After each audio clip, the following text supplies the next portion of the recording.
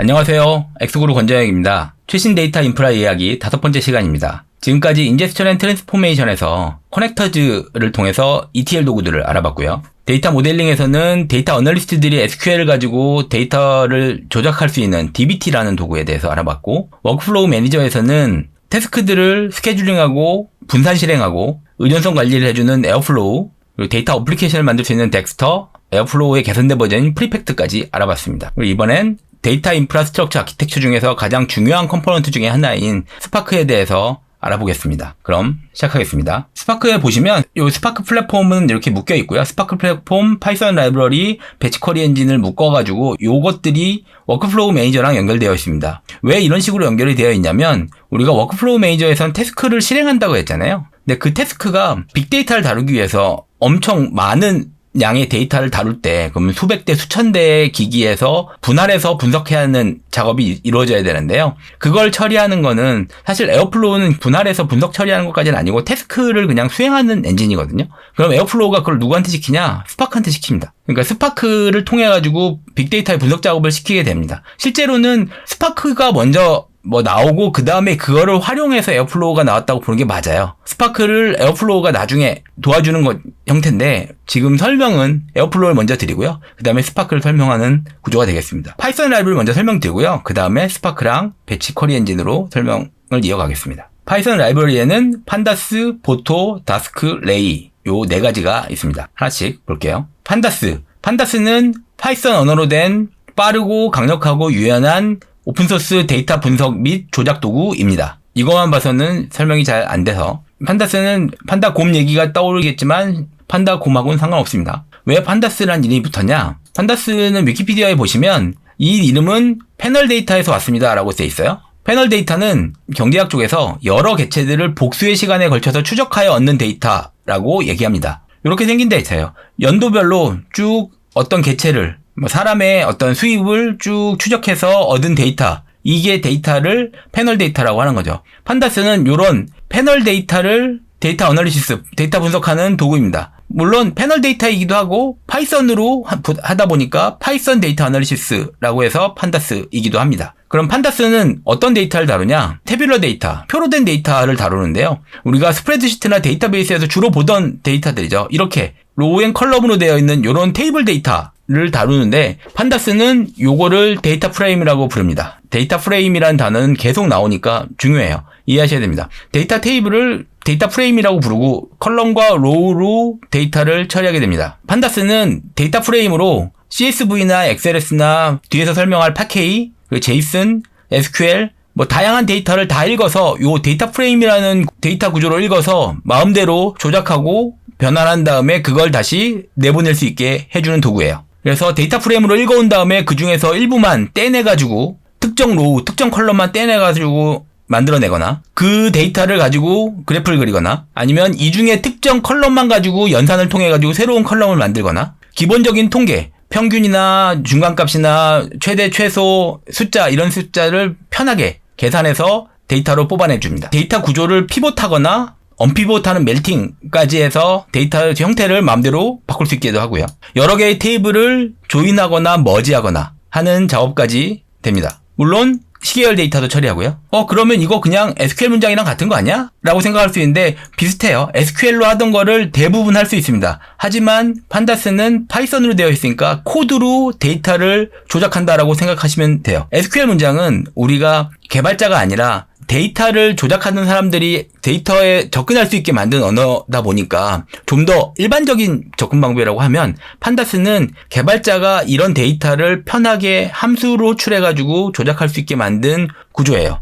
더 강력하고 더 빠르게 처리할 수 있게 됩니다. 파이썬 코드로 되어 있으니까 개발자들한테는 이해하기도 더 쉽고요. 아무래도 SQL 문장은 결과론적으로 최종 결과를 뽑아내기 위해서 사용한다고 치면 요 판다스는 개발하고 디버깅해서 이 데이터를 가지고 막 조작해보면서 이렇게 돌려보고 저렇게 돌려보고 하면서 데이터를 조작해서 결과를 찾아가기 위해서 그런 디버깅 용도에 적합한 게 판다스라고 보시면 됩니다. 판다스에서 가장 중요한 건 데이터 프레임이라고 하는 형태로 태뷸러 데이터를 읽어서 처리한다라는 것만 알고 계시면 될 것 같아요. 그 다음엔 보토는 별로 설명할 게 없어요. 파이썬으로 아마존 웹 서비스에 접속해서 아마존 웹 서비스의 수많은 클라우드 서비스들 S3나 EC2 같은 것에 접근하게 만들어주는 라이브러리입니다. 아마존이 계속 기능을 추가하고 있고 2006년에 만들어진 라이브러리를 계속 개선해서 지금은 보토 3고요. 그냥 파이썬에서 아마존에 접속해서 아마존 리소스를 사용할 수 있게 해주는 API라고 보시면 됩니다. 다스크는 파이썬을 네이티브 스케일링하는 라이브러리로서 병렬 처리가 가능하게 해줍니다. 무슨 얘기냐면 파이썬으로 만들어진 것들은 대부분 로컬에서 혼자 돌아가던 라이브러리란 말이에요. 그거를 병렬로 여러 대의 서버에서 동시에 실행해서 큰 작업을 할 수 있게 해주는 도구라고 보시면 됩니다. 뭘 해주냐면 넘피, 판다스, 사이킨런 같은, 넘피는 나중에 머신러닝 할 때 얘기를 하겠지만 수치 해석용 라이브러리고, 판다스는 아까 말씀드린 데이터 프레임으로 데이터를 읽어다가 조작한다 그랬잖아요. 그거를 여러 대의 서버에서 나눠가지고 처리할 수 있게 됩니다. 여기 보시면 다스크 데이터 프레임은 이만큼이 있는데 하나하나 요만큼의 판다스 데이터 프레임으로 쪼개가지고 얘는 서버 A가, 얘는 서버 B가, 얘는 서버 C가, 얘는 서버 D가 나눠서 로우 단위로 나눠가지고 빅데이터를 처리할 수 있게 해주는 게 다스크예요. 사이킨런은 머신러닝하는 라이브러리인데 머신러닝 라이브러리도 똑같이 여러 대의 서버에서 병렬 처리해가지고 스케일러블하게 만들어주는 게 다스크라고 보시면 될 것 같아요. 레이는 똑같이 파이썬 코드를 분산 컴퓨팅할 수 있게 해주는 도구입니다. 오픈소스고 스케일 애니웨어 머신러닝이라고 되어 있는데 그러면 다스크랑 뭐가 달라? 다스크랑 똑같아 보이잖아요. 다스크랑 레이의 다른 점은 다스크는 센트럴라이즈 스케줄러가 있고요. 중앙에서 모든 것을 스케줄링하고요. 레이는 분산 바텀업 스케줄링을 해서 로컬 스케줄러들한테 태스크를 던지면 로컬 스케줄러가 그 태스크들을 자기가 가진 워커들한테 다시 분산하는 거예요. 그리고 그렇게 처리한 것들을 다시 포워딩합니다. 그러다 보니까 좀 더 빨라요. 그래서 요거는 이 보통업 스케줄링을 하기 때문에 태스크 레이턴시랑 스루풋을 올리기 위해서 스케줄링 방식을 바꾼 게 레이라고 보시면 됩니다. 그럼 다스크랑 레이를 어떻게 써야 되냐? 똑같이 여러 대의 서버에서 파이썬 코드를 분산해서 실행하는데 다스크는 데이터 사이언스에서 분산 데이터 처리를 데이터 프레임으로 분산 처리할 때 쓰고 레이는 여러 대의 서버에서 머신러닝을 돌릴 때 나눠서 쓴다라고 보시면 되겠습니다. 자, 그러면 이제 파이썬 데이터 인프라에서 제가 첫 시간에 데이터 사이언티스트, 데이터 엔지니어, 데이터 애널리스트 모두 파이썬을 해야 된다 그랬잖아요. 기본적으로 이 데이터 인프라에서 데이터를 처리하는 데는 다 파이썬으로 판다스를 이용해서 데이터를 분석하고 그거를 다스크나 레이를 통해서 여러 대의 서버에서 수행하는 게 기본입니다. 그럼 이제부터 스파크 플랫폼에 대해서 알아보도록 하겠습니다. 아파치 스파크는 대규모 데이터 처리를 위한 통합 분석 엔진이라고 합니다. 이해가 잘 안 돼서 예전 데이터를 보면 대규모 데이터 처리를 위한 빠르고 제너럴 범용적인 엔진이라고 얘기했어요. 이것도 잘 이해가 안 되니. 원래 얘기는 오픈소스 분산 다목적 클러스터 컴퓨팅 프레임워크, 오픈소스로 된 분산 처리를 위해서 다목적 범용으로 여러 가지 용도로 쓰기 좋은 클러스터 컴퓨팅 프레임워크, 여러 대의 컴퓨터에 나눠서 뭔가를 처리할 수 있도록 해주는 프레임워크이 아파치 스파크입니다. 빅데이터를 얘기할 때 여러 대의 서버에 나눠가지고 뭔가를 처리해야 되는데 그걸 하게 해주는 프레임워크라는 말이에요. 이런 것들을 얘기됐던 거 원래 유명한 게 하둡이 있습니다. 하둡과 스파크가 항상 비교되어 왔고 지금은 사실 비교가 거의 안 되고 거의 스파크가 메인입니다만 하둡과 스파크를 비교해보면 항상 얘기 나오죠. 스파크가 하둡 맵리듀스보다 100배 빠르다. 그럼 맵리듀스에 대해서 잠깐 먼저 알아볼게요.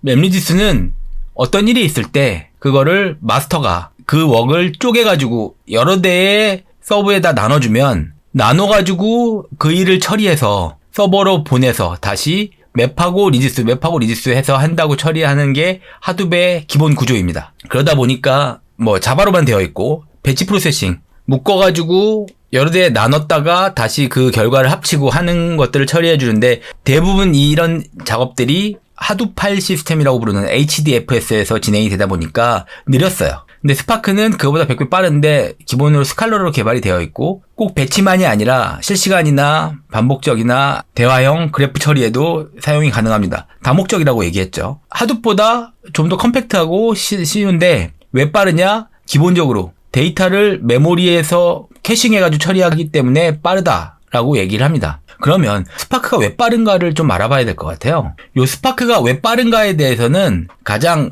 좋은 자료가 요 하용호님이 올리신 스파크의 핵심은 무엇일까? 요 슬라이드에 가장 잘 나와 있습니다. Resilient Distributed Dataset RDD라고 하는 게 스파크의 핵심인데 요 RDD에 대해서 가장 잘 설명된 자료예요. 요 슬라이드를 보고 이해하시면 되는데 제가 간단히 설명하겠습니다. 하용호님은 이렇게 생겼고 혹시나 길 가다 만나시면 만난 거 사주세요. 이런 좋은 자료를 공개하셨으니까. 자, 스파크에 대해서 하두분 이미 레거시다라는 표현까지 나올 정도라고 이게 2014년에 만들어진 자료예요. 스파크의 근간을 이룬 논문에 대해서 쭉 소개합니다. RDD를 알아야 스파크를 아는 거다라고 얘기합니다. 그래서 설명을 쭉 해요. 자, RDD를 읽어봅시다. 논문이 있고 RDD는 논문이 잘 읽힌대요. 논문이 이렇게 되어 있다고 합니다만 재미가 없으니까 맵리듀스가 대형 데이터 분석을 쉽게 만들어주긴 했습니다. 아까 말씀드린 대로 큰 데이터를 쪼개가지고 각각의 서버들이 나눠서 계산을 하니까 더 복잡한 처리나 인터랙티브하거나 에드호크한 쿼리들은 이것들을 잘 못했어요. 그걸 어떻게 빠르게 하냐? 데이터를 하도 파일 시스템에다가 자꾸 넣었다 뺐다 하니까 느리다. 효율적으로 데이터를 어떻게 공유할 수 있을까? 그거를 램이 싸졌으니까 램으로 공유하자. 보시는 대로 하드 파일 시스템을 읽고 쓰고 하고 느리니까 램에다가 하면 빠를 거 아니에요. 그래서 모든 거를 램에서 처리합니다. 쿼리할 때마다 처음에서 읽어보기보단 램에 한번 올려놓고 그 다음에 쿼리를 하면 빠르겠죠. 근데 문제는 이렇게 하다가 중간에 에러가 나면 어떻게 할 거냐. 그러니까 램은 빠르지만 꺼지면 날아갈 수 있는 거잖아요. 그래서 깨지기 쉬울 수 있으니 어떻게 하면 깨지지 않는 램 스토리지를 만들 수 있을까? 요거에 대해서 고민한 겁니다.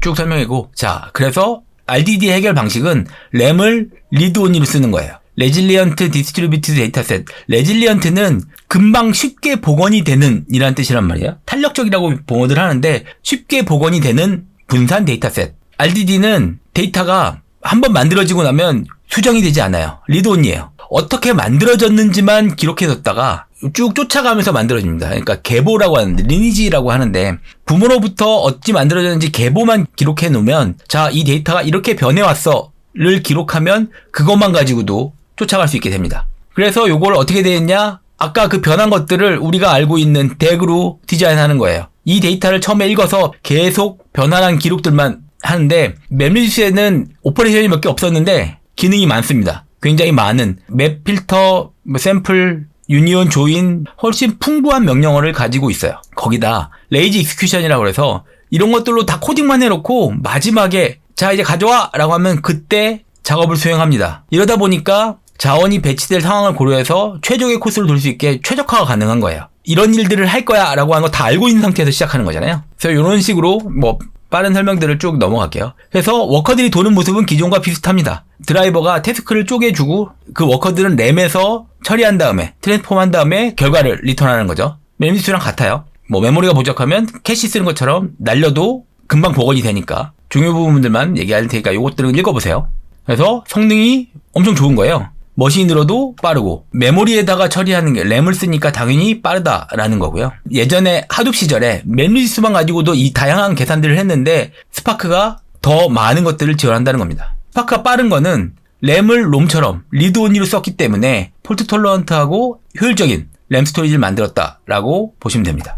그럼 다시 돌아와서 자, 스파크는 하둡보다 100배 빠르게 실행할 수 있어요. RDD 기반이니까. 내부는 스칼라로 구현됐지만 자바나 스칼라나 파이썬이나 R, SQL 다양한 언어들을 이용해서 개발할 수 있게 지원해요. SQL, 스트리밍, 머신러닝, 그래프 같은 다양한 것들을 지원합니다. 이 부분을 자세히 볼게요. 스파크가 RDD를 기반으로 빠르게 구현됐다고 얘기를 해요. 그럼 스파크에서 뭘 하냐? 스파크 코어는 그 RDD를 처리하는 로직이고요. RDD 위에다가 스파크 SQL, 스파크 스트리밍, ML 라이브러리, 그래프엑스가 붙습니다. 스파크 SQL은 요 RDD 기반으로 SQL 문장을 처리하는 거예요. RDD는 여러 대의 서버에다가 나눠서 빠르게 처리하는 거직인데 그 위에다가 SQL을 얹은 겁니다. 요걸 처리하기 위해서 RDD 기반의 새로운 데이터 구조를 만들어요. 뒤에서 얘기할 데이터 프레임이 있고요. 스트리밍을 처리하기 위해서 D스트림이라고 하는 RDD 기반의 스트림 처리 개체를 만들고 머신러닝도 돌릴 수 있게 하는 라이브러리가 붙고 그래프도 처리할 수 있도록 RDD 기반의 그래프 개체를 만들어 놓습니다. 이런 식으로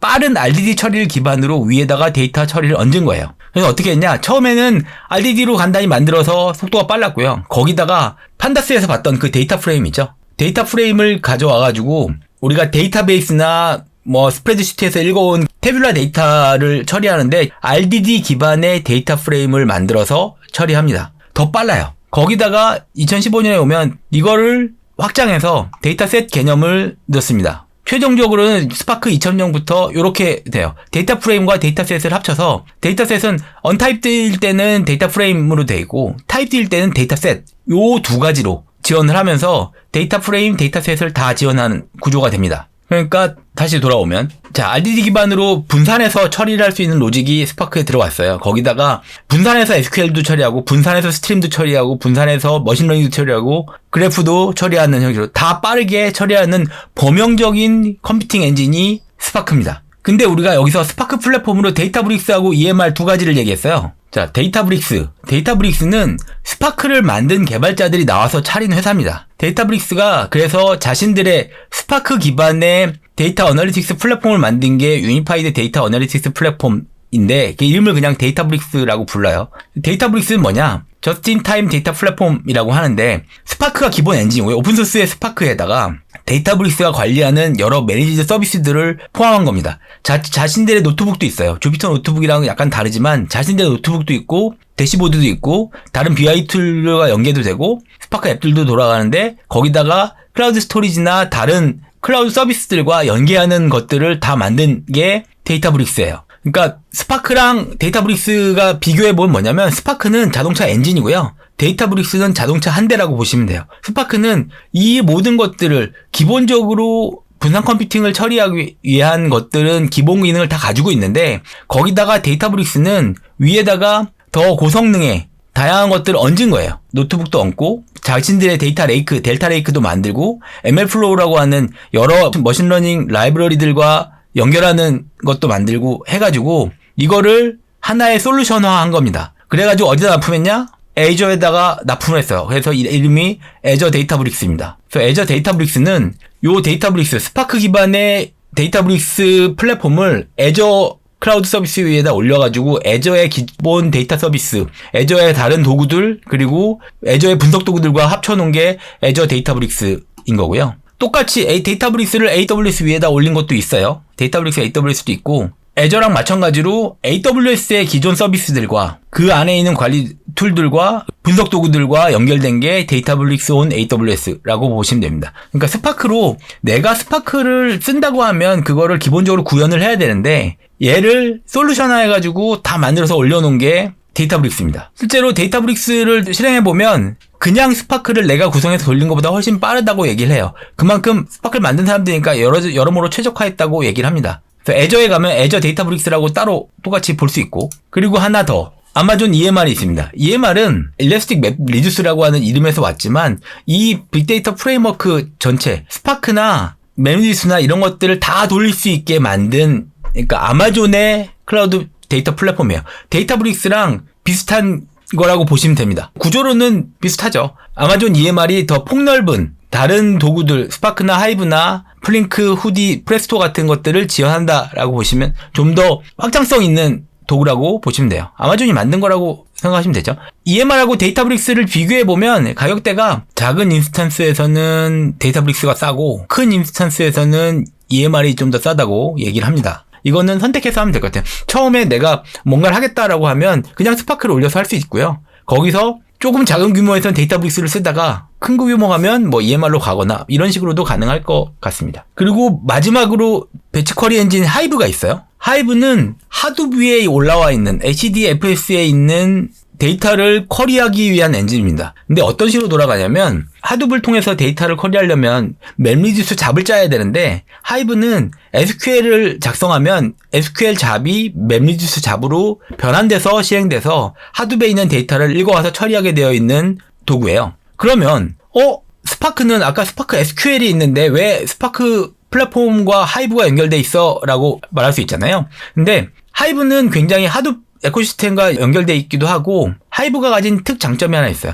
하이브는 메타스토어를 통해서 자기가 연결되어 있는 데이터베이스에 메타데이터를 갖고 있거든요. 어떤 데이터를 가지고 있고 뭐 테이블과 파티션 그런 정보를 갖고 있는데 이 메타스토어를 스파크가 그대로 이용할 수 있습니다. 그리고 하이브는 뭐 3푸트나 JDBC, ODBC로 연결돼서 다양한 데이터베이스랑 이미 연결돼 있단 말이에요. 요거를 스파크를 이용해서 쓰게 되면 하이브를 실행하는 엔진으로 스파크를 쓴다라고 보시면 될 것 같아요. 그러면 더 빠르게 하이브 쿼리를 스파크를 이용해서 실행할 수 있게 됩니다. 서로 보완하는 요소가 있어서 스파크가 하이브를 딱 대체한다기보다는 스파크를 설치하고 기존의 HDFS에 있는 하이브로 연결된 것들을 같이 사용한다라고 보시면 될 것 같아요. 이렇게 해서 스파크 플랫폼은 데이터를 가져와서 처리하는데 그걸 뭐 스파크 SQL로 SQL 처리를 하던 스트리밍 처리를 하던 머신러닝을 돌리던 아니면 뭐 그래프 처리를 하던 대규모로 처리 가능하게 해주는 게 스파크 엔진이 하는 일이고요. 스파크는